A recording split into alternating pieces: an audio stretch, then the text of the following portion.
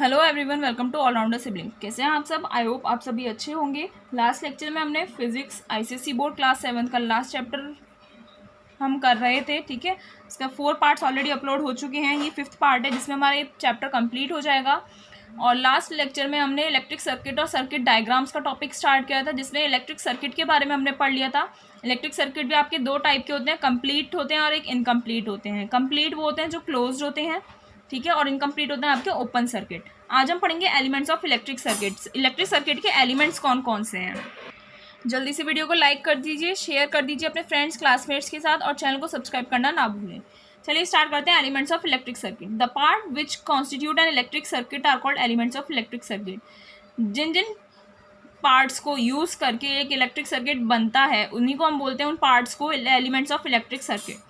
All the electric circuits, simple और complex, जितने भी इलेक्ट्रिक सर्किट्स होते हैं, आपका सिंपल सर्किट हो या कॉम्प्लेक्स सर्किट हो, हैव फॉलोइंग इसेंशियल पार्ट्स। उनके ये पार्ट्स इंपॉर्टेंट होते हैं, जिसमें सबसे पहला है a source. Source of electricity is a cell और अ बैटरी। इलेक्ट्रिसिटी का जो सोर्स होता है, यानी कि इलेक्ट्रिसिटी कहाँ से मिलती है, एक सेल से मिलती है या फिर एक बैटरी से मिलती है। दे मे बी वन और मोर सोर्सेज इन अ सर्किट। और एक सर्किट में हो सकता है एक सोर्स हो या फिर बहुत सारे सोर्सेज भी हो सकते हैं। कॉम्बिनेशन ऑफ सेल्स में बी इन सीरीज और इन पैरेलल। और सेल्स का कॉम्बिनेशन आपका सीरीज में हो सकता है या फिर पैरेलल हो सकता है। सीरीज यानी ऐसे ऐसे जुड़ेंगे और पैरेलल होता है आपका ऐसे जुड़ेंगे। ठीक है, इस तरीके से किसी भी तरह से सेल्स का कॉम्बिनेशन किया जा सकता है। तो सोर्स क्या होता है आपका, सेल हो सकता है या फिर बैटरी, जो आपको सर्किट में लगानी पड़ती है ताकि सोर्स उसे प्रोवाइड हो सके, इलेक्ट्रिसिटी उसे मिल सके। ये सिंपल इलेक्ट्रिक सर्किट दिखाया हुआ है, ये वायर है, ये आपकी बैटरी लगा दी और बल्ब ग्लो करवा रहे हैं। ठीक है, तो ये सिंपल इलेक्ट्रिक सर्किट है, ये सोर्स ऑफ इलेक्ट्रिसिटी हो गया आपका। ठीक है, नेक्स्ट क्या है आपका, connecting wires. These are normally conducting materials covered with insulating materials like plastics और रबर्स। ये आपके नॉर्मली कंडक्टिंग मटेरियल्स होते हैं जो इंसुलेटिंग मटेरियल से क्या होते हैं, कवर्ड होते हैं। क्योंकि कंडक्टिंग मटेरियल होगा तो आपको तो करंट लग जाएगा ना, तो इंसुलेटिंग मटेरियल से इसलिए कवर किया जाता है ताकि करंट ना लगे। इंसुलेटिंग मटेरियल में जैसे आपका प्लास्टिक या रबर, जैसे कॉपर वायर, एल्यूमिनियम वायर, आपके ये कनेक्टिंग वायर्स होते हैं, तभी तो आप इन्हें कनेक्ट कर सकते हो। ठीक है, अगला सोर्स क्या है, अगला element an appliance. It is a device which uses the current. एक ऐसा डिवाइस लगाना है आपको जिसमें आपको करंट फ्लो करवाना है। ठीक है, जिसके आपको सर्किट बनाना चाहते हो, जैसे आपका इलेक्ट्रिक बल्ब है, फैन है, हीटर है, तो एक अप्लायंस लगाना है आपको। नेक्स्ट एलिमेंट है a key. This is the switch. Key means switch, by which we can close the circuit और ओपन इट। ये की से हम क्या कर सकते हो, आप सर्किट को या तो क्लोज कर सकते हो या फिर ओपन कर सकते हो। ओपन यानी ब्रेक कर सकते हो। The other elements often used in electric circuits are. ये तो कॉमन वाले हैं, की तक ये कॉमन वाले हैं, ये 4। अब कुछ अलग से भी होते हैं जिन्हें जो ज़्यादातर यूज़ किए जाते हैं बड़े बड़े, उनमें बड़े बड़े सर्किट्स में, जिसमें सबसे पहला रजिस्टर और फिक्स्ड रेजिस्टेंस वायर। रजिस्टर या फिर fixed resistance wire. Resistor offers resistance to the flow of current in a circuit. Resistor जो होता है वो सर्किट में करंट फ्लो को रेजिस्टेंस प्रोवाइड करता है, यानी कि करंट फ्लो को रोकता है। Which is made up of metallic alloys. Metallic alloys का बना होता है ये रजिस्टर, जैसे nichrome, manganin, tungsten, constantan et cetera. Resistor is represented by a zigzag line. Resistor को आपको रिप्रेजेंट करना है तो ऐसे जिगजैग लाइन बनती है, तो यानी कि आपका क्या है, ये रजिस्टर है। Two thick dots at the end indicate the brass terminals from where the resistance wire is stretched. और इसके एंड पर अगर आप 2 मोटी सी डॉट लगा दो, थिक डॉट्स बोल रहा है ना, अगर एंड्स पर लगा दी तो ये इंडिकेट करता है कि ये ब्रास के टर्मिनल्स हैं जहाँ से रेजिस्टेंस वायर को स्ट्रेच किया गया है, खींचा गया है। Resistors help in controlling the amount of current flow in a circuit. और रजिस्टर्स की हेल्प से क्या होता है, सर्किट में जो करंट फ्लो हो रहा है उसके अमाउंट को कंट्रोल किया जा सकता है। अगला क्या है, variable resistance. The resistance that can be changed in magnitude as per the requirement is called variable resistance. Variable means changeable, तो एज अ रेजिस्टेंस जिसके मैग्नीट्यूड को आप चेंज कर सको अपने रिक्वायरमेंट्स के अकॉर्डिंग, उसे हम बोलते हैं वेरिएबल रेजिस्टेंस। ये आपका 2 टाइप का होता है, जिसमें सबसे पहला है rheostat. In this type of variable resistance, ये वेरिएबल रेजिस्टेंस जो होता है इसमें आप क्या कर सकते हो, magnitude can be changed but its magnitude is not known. क्या, उसके मैग्नीट्यूड को तो आप चेंज कर सकते हो लेकिन इसका एक्सटेंट नहीं पता होता कि कहाँ तक ये इसका मैग्नीट्यूड आप एक्सटेंड कर सकते हो। और दूसरा क्या है, रेजिस्टेंस बॉक्स है। Change magnitude of the resistance is known. और इसका जो आपका रेजिस्टेंस को अगर आप चेंज करते हो तो इसका मैग्नीट्यूड आपको पता होता है रेजिस्टेंस बॉक्स का, जबकि रियोस्टेट का पता नहीं होता है। अगला क्या है, गैल्वेनोमीटर। ये तो दो टाइप्स हो गए किसके, वेरिएबल रेजिस्टेंस के। अगला क्या है जो कॉमनली यूज़ किया जाता है, galvanometer. It is a device, एक ऐसा डिवाइस होता है which is use to detect the flow of electric current in a circuit. ये एक ऐसा डिवाइस होता है जिसे यूज़ किया जाता है इलेक्ट्रिक करंट, एक सर्किट में इलेक्ट्रिक करंट फ्लो करने के लिए। ठीक है, इलेक्ट्रिक करंट फ्लो हो रहा है नहीं हो रहा, उस चीज़ को पता लगाने का के लिए गैल्वेनोमीटर का यूज़ किया जाता है। अगला है ammeter. Magnitude of current flowing in a circuit can be measured by a device called ammeter. Current flow जो कर रहा है एक सर्किट में, उसके मैग्नीट्यूड को मेजर करने के लिए एक डिवाइस आता है, ठीक है, कि करंट कितना फ्लो हो रहा है, उसे हम बोलते हैं ammeter. Even a very small current can be measured by using milli ammeter. इसमें भी टाइप्स होते हैं, तो अगर बहुत थोड़ा सा करंट भी पास हो रहा है तो आप उसे मिली एमीटर को यूज़ करके मेज़र कर सकते हो। अगला है volt meter. It helps in measuring the electric potential between two known points. This electric potential is measured in volts. Volt meter help करता है दो नॉन पॉइंट्स के बीच में इलेक्ट्रिकल पोटेंशियल मेज़र करने के लिए, और इसे आप मेज़र करते हो वोल्ट्स में। फिर है एक डीसी जनरेटर। डीसी जनरेटर क्या होता है, ये एक इलेक्ट्रिक डिवाइस होता है जो मैकेनिकल एनर्जी को डायरेक्ट करंट में क्या कर देता है, कन्वर्ट कर देता है। एसी जनरेटर क्या होता है, ये भी एक आपका इलेक्ट्रिक डिवाइस होता है जो मैकेनिकल एनर्जी को एसी में यानी कि अल्टरनेटिंग करंट में कन्वर्ट कर देता है। फिलहाल आप नाम याद रखिए, डायरेक्ट करंट और अल्टरनेटिंग करंट्स क्या होते हैं, ये आप आगे फर्दर क्लासेस में स्टडी करेंगे। ठीक है, देखिए अब हम इसमें एक एक्टिविटी करते हैं जिसमें आपको ये शो करना है कि इलेक्ट्रिसिटी जो है वो आपकी फ्लो करती है क्लोज सर्किट में, और ओपन सर्किट में इलेक्ट्रिसिटी फ्लो नहीं करती है। ठीक है, मटेरियल्स क्या क्या चाहिए आपको, इसमें ड्राई सेल्स चाहिए, कनेक्टिंग वायर चाहिए जिसमें इंसुलेटेड कवर हो, ठीक है, एक बल्ब होल्डर चाहिए, सेलो टेप चाहिए। आपको अब इसमें क्या करना है, दो पीसेस लीजिए कनेक्टिंग वायर के और उन्हें फिक्स कर दीजिए बल्ब होल्डर से अपोजिट साइड से, दोनों के अपोजिट में।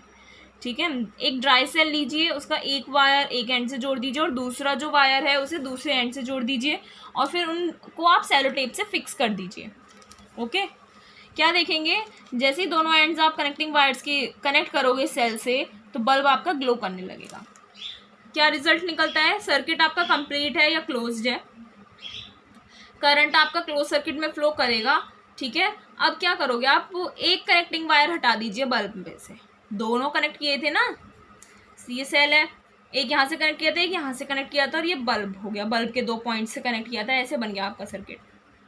तो आपने अब पहले जब दोनों जोड़े थे तो बल्ब ग्लो कर गया यानी कि फ्लो कर रहा था, तो कंप्लीट हो गया आपका सर्किट। अब यहाँ से एक वायर आप हटा दीजिए, डिस्कनेक्ट कर दीजिए, ठीक है, तो बल्ब आपका ग्लो नहीं करेगा, ये एक ओपन सर्किट बन गया, तो सर्किट आपका टूट गया, इसी वजह से करंट फ्लो नहीं हुआ इस सर्किट में। ये आपको यहाँ पर डायग्राम में दिखाया हुआ है, ये ओपन सर्किट है और ये आपका क्लोज सर्किट है, ये जुड़ा हुआ है ना यहाँ से ये ओपन है। ठीक है, अब अगला टॉपिक आता है अपना circuit diagrams. Before performing any experiment on electricity पर कोई एक्सपेरिमेंट करने से पहले it is essential that we make a circuit diagram for the experiment. ठीक है, कोई भी एक्सपेरिमेंट परफॉर्म करने से पहले आप एक सर्किट डायग्राम बना लीजिए। सिंपल सर्किट में क्या होता है, आपका एक सोर्स ऑफ इलेक्ट्रिक करंट होता है, ठीक है, डिवाइस होता है, और ऑफ ऑन स्विच होता है जिसे आप की बोलते हो ओपन और क्लोज करने के लिए सर्किट को, और कनेक्टिंग वायर्स होते हैं अगर आपका सिंपल सर्किट है। इलेक्ट्रिक सर्किट आपको नीचे दिखाया हुआ है। However it is not always easy to draw the elements of circuits like bulb, battery and key etcetera. These electric components are shown by symbols. अब ये तो आसान नहीं है ना कि जो एलिमेंट्स होते हैं सर्किट्स के, जैसे आपके बल्ब है, बैटरी है, की है, आप उन्हें शो कर सको, तो इसीलिए इन कॉम्पोनेंट्स को आप सिम्बल्स के थ्रू शो करते हो। A symbolic electric circuit and actual connections are shown below. Symbols के इलेक्ट्रिक सर्किट और एक्चुअल कनेक्शंस आपको नीचे दिखाए हुए हैं। ठीक है, ये सिम्बल्स के थ्रू है और ये आपका एक्चुअल वाला है, ये सेल है, ये स्विच है आपका, और ये बल्ब है, और यहाँ पर आपको सेल ऐसे शो करते हो आप, इधर नेगेटिव इधर पॉजिटिव टर्मिनल, ये की हो गई और ये आपका बल्ब हो गया। तो कुछ नीचे आपको यहाँ पर सिम्बल्स दिए हुए हैं जो इलेक्ट्रिक सर्किट में यूज़ होते हैं। जब भी आप कोई भी इलेक्ट्रिक सर्किट बनाओ ना सिंपल वाला, तो बहुत सारे सिम्बल्स यूज़ होते हैं जो इलेक्ट्रिक सर्किट के वेरियस एलिमेंट्स को रिप्रेजेंट करने के लिए यूज़ होते हैं। तो कुछ एलिमेंट्स के सिम्बल्स आपको यहाँ पर दिए हुए हैं। कनेक्टिंग वायर दिखाना है तो रेड सा मोटा सा हो गया, ठीक है, और ये ब्लू जो आ रहा है आपका वायर आ रहा है, ठीक है, ये रबड़ या प्लास्टिक हो गई। Fixed resistance, variable resistance, rheostat, resistance box, inductor, ठीक है, ये सेल है, ये सेल हो गया आपका सीरीज़ में, ये हो गया आपके सेल पैरेलल में, बताए थे ना सीरीज में तो आप ऐसे ऐसे करके लगा दो, पैरेलल में ऐसे ऐसे लगते हैं। ये ओपन सर्किट हो गया, ओपन सर्किट नहीं ओपन की, और ये क्लोज की हो गई। ये आपका गैल्वेनोमीटर, एमीटर, वोल्ट मीटर, तीनों एक से हैं लेकिन इनमें GAV ऐसे लिखा हुआ है। ये DC जनरेटर है, AC जनरेटर और AC करंट, ये आपको दिखाए हुए हैं, सिंबल्स याद कर लीजिए फिलहाल, ठीक है। आगे हम इन सब के धीरे धीरे फर्दर जैसे हम बढ़ेंगे तो इनके बारे में पढ़ेंगे ये सब क्या होते हैं। अब अपना नेक्स्ट टॉपिक आता है कंडक्टर्स और नॉन कंडक्टर्स क्या होते हैं। Circuit diagrams, the electric current flows from it source through the conducting materials only. Electric current जो फ्लो करेगा अगर कंडक्टिंग मटेरियल होगा तभी तो फ्लो करेगा। Material is said to be a good conductor of electricity if it allows electric current to flow or pass easily through it. कोई भी material अगर आपने लिया है उसे आप गुड कंडक्टर ऑफ इलेक्ट्रिसिटी कब बोलोगे, जब उसमें से करंट इजीली फ्लो करेगा, है ना।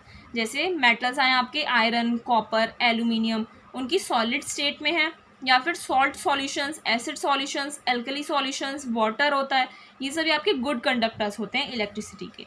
Materials which through which electricity cannot pass or flow easily are known as bad conductors of electricity। ठीक है, जिनमें से इजीली इलेक्ट्रिसिटी पास नहीं हो सकती उन्हें आप बैड कंडक्टर ऑफ इलेक्ट्रिसिटी बोलते हो, जैसे plastics, wood, rubber, paper, wax et cetera, ये सभी आपके बैड कंडक्टर्स हैं। The bad conductors of electricity are also called insulators. जो इलेक्ट्रिसिटी के बैड कंडक्टर्स होते हैं उन्हें आप इंसुलेटर बोलते हो, ठीक है।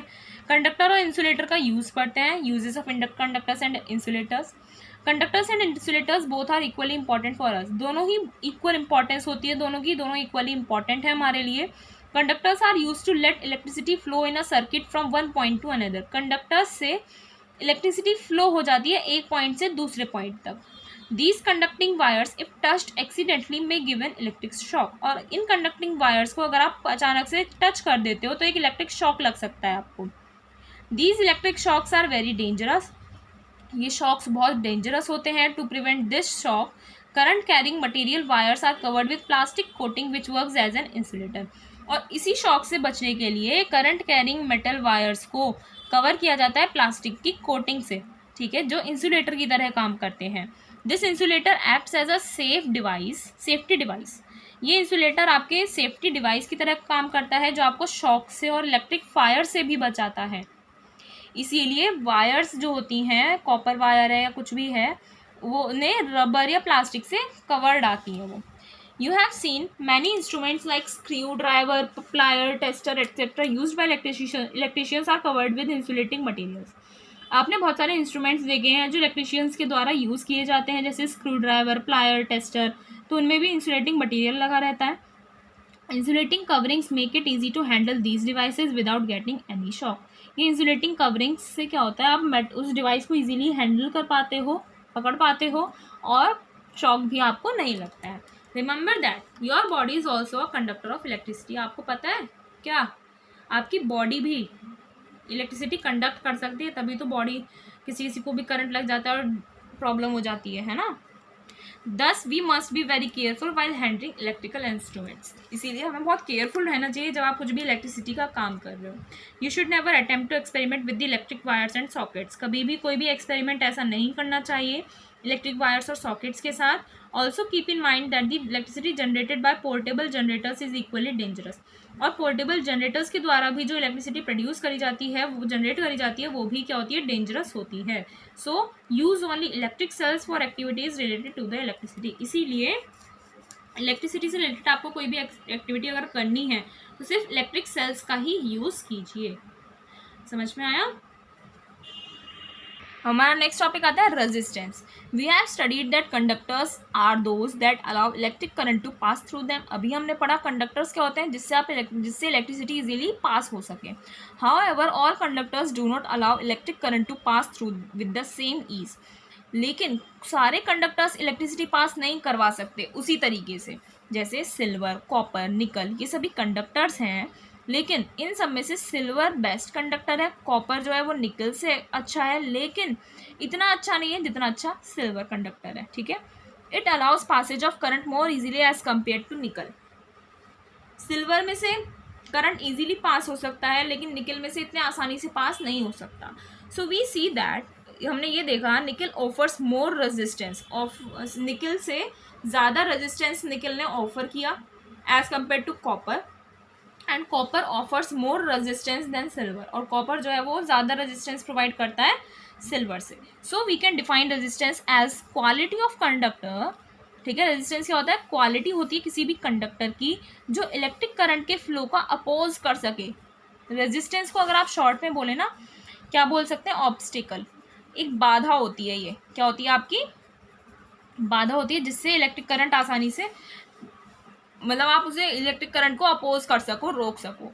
जितना ज़्यादा रेजिस्टेंस ऑफर करेगा कंडक्टर उतना ही ज़्यादा उसमें करंट कम पास होगा. क्या? जितना ज़्यादा रेजिस्टेंस उतना कम करंट फ्लो होगा. ठीक है, ये होता है आपका रेजिस्टेंस के बारे में. अगला टॉपिक आता है circuits in series and parallel. Circuits को आप दो तरीके से ज्वाइन कर सकते हो, सीरीज में और पैरेलल में. Various electric components and devices can be connected in two ways, namely in series and in parallel as shown.